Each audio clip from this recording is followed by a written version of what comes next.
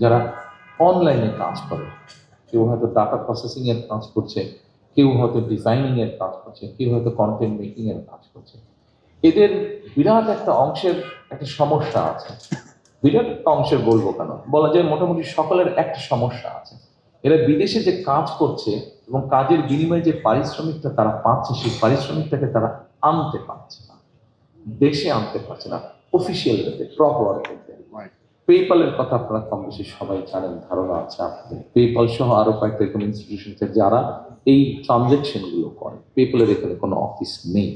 আচ্ছা, আমরা already primarily তাদের সাথে কথা বলেছি, এরকম আরো দু একটা ইনস্টিটিউট পেপাল সহ তাদের সাথে কথা বলেছি, ভাই তোমরা আসো বাংলাদেশে, আসলে তোমাদেরও যেমন বিজনেস হবে, আমাদের মানুষের উপকৃত হবে। আচ্ছা, এখন আসেন, এই যে যারা আমাদের ইয়াং জেনারেশনের যারা এই কাজগুলো করছে,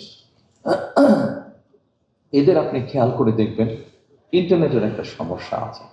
আমরা যেটা মোটামুটি ভাবে চিন্তা করেছি যে ইম্পর্টেন্ট যেগুলো জায়গা আছে, যেমন সে 11 নম্বরের উপরে যদি ইম্পর্টেন্ট মানে ভালো মানে মোটামুটি চলে, ইয়াং ছেলেমেয়েরা যেখানে যায় বসে কাজ করে, সেটা লেখাপড়া হোক তার জবের কাজই হোক, এরকম জায়গাগুলোতে পাবলিক প্লেসগুলোতে আমরা ফ্রি ওয়াইফাই এর একটা ব্যবস্থা করতে চাইছি। ফ্রি ওয়াইফাইটা কেমন হবে? ফ্রি মানে পুরোপুরি ফ্রি না, কিন্তু একটু ভিতরে একটা ছোটখাটো রহস্য আছে, সেটা এক্সপ্লেন করছি আপনাদের সামনে।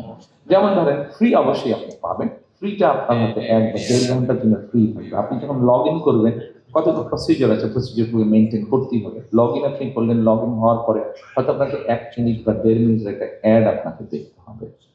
আপনাকে অ্যাডটা দেখতে হবে, অ্যাডটা শেষ হয়ে যাওয়ার পরে আপনি কানেক্ট হয়ে যাবেন। আপনি 1 ঘন্টা বা 1.5 ঘন্টা আপনি ফ্রি তখন কাজ করতে পারবেন। আবার 1-1.5 ঘন্টা পরে আবার ওটা ডিসকানেক্ট হবে, আপনাকে আবার লগ ইন করতে হবে, আপনাকে আবার 1 মিনিট বা 1.5 মিনিটের একটা অ্যাড আপনাকে দেখতে হবে। আমরা এইভাবে জিনিসটাকে সেট আপ করতে যাচ্ছি এবং আস্তে আস্তে এগিয়ে যাচ্ছি। আমার ধারণা, এই সাপোর্টটা যদি আমরা তৈরি করতে পারি, এই ইনফ্রাস্ট্রাকচার এবং সাপোর্টটা যদি তৈরি করতে পারি, আমাদের ইয়াং জেনারেশন বহু ছেলে মেয়েকে আমরা হেল্প করতে পারি।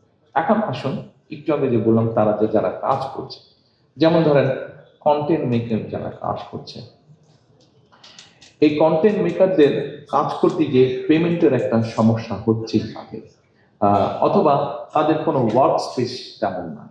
যারা ডিজাইনিং এর কাজ করছে তাদের হয়তো ওয়ার্ক স্পেস ঠিকভাবে নাই। যারা ডাটা প্রসেসিং এর কাজ করছে তাদের হয়তো ওয়ার্ক স্পেস নাই। আমরা দেখেছি কয়েক বছর আগে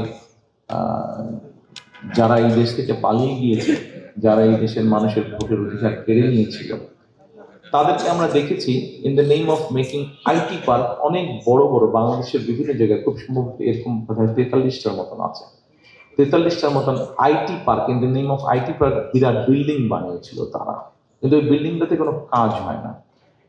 অনেকগুলা বন্ধ হয়ে পড়ে আছে, অসামাজিক কাজ হয়, এবং অনেকগুলোতে আপনার কমিউনিটি সেন্টার হচ্ছে, বিয়ে শাদী হচ্ছে, মানুষের জন্মদিন পালন হচ্ছে আইটি পার্কের মধ্যে। আমরা যেটা পরিকল্পনা গ্রহণ করছি, এটা ফরচুনেটলি হোক বা যে কারণে কোইন্সিডেন্টলি হোক, এই most of the IT park এগুলো আবার দেশের বিভিন্ন ইউনিভার্সিটি বা ইউনিভার্সিটি ক্যাম্পাস যেগুলো আছে সেগুলোর কাছাকাছি জায়গায় হয়েছে, খুব বেশি সেগুলো থেকে দূরে না। এবং আমাদের এই ইয়াং জেনারেশনরা সাধারণত ওই এলাকার মধ্যে মোস্টলি থাকে যারা এসব কাজ করে। আমরা ঠিক করেছি এই আইটি পার্কগুলোকে আমরা অ্যাক্টিভেট করব। এখানে প্রথমত আমরা ফ্রি ওয়াইফাই পুরাটাতে ব্যবস্থা করব। দ্বিতীয়ত, এরকম কাজ যারা করে তারা যদি তাদের অথেন্টিকিটি মানে আইডি দিতে পারে, জেনুইন দিতে পারে যে ইয়াস ও এরকম কাজের সাথে জড়িত, ইজি টু আইটি বিজনেস, ও হয়তো ট্রেডিং করছে অনলাইনে, ও হয়তো ডিজাইনিং এর কাজ করছে, ও হয়তো ডাটা প্রসেসিং এর কাজ করছে, তাহলে ওকে আমরা ওখানে একটা ফ্রি ওয়ার্কিং স্পেস দেবো। তাকে আমরা ফ্রি একটা ওয়ার্কিং স্পেস দেবো।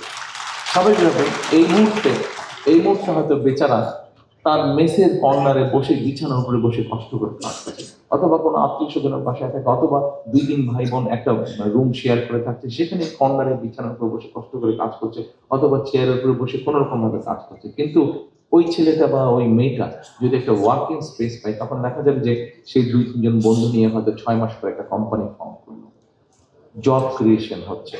আমরা যদি পেপলের ব্যাপারটা সলভ করে ফেলতে পারি, তাহলে দেখা যাবে যে তার তার ইনকামটা বেড়ে গেল, ফরেন কারেন্সিটা আমাদের বাড়ছে। এইভাবে আমরা পুরো জিনিসগুলোকে আমরা চিন্তা করছি।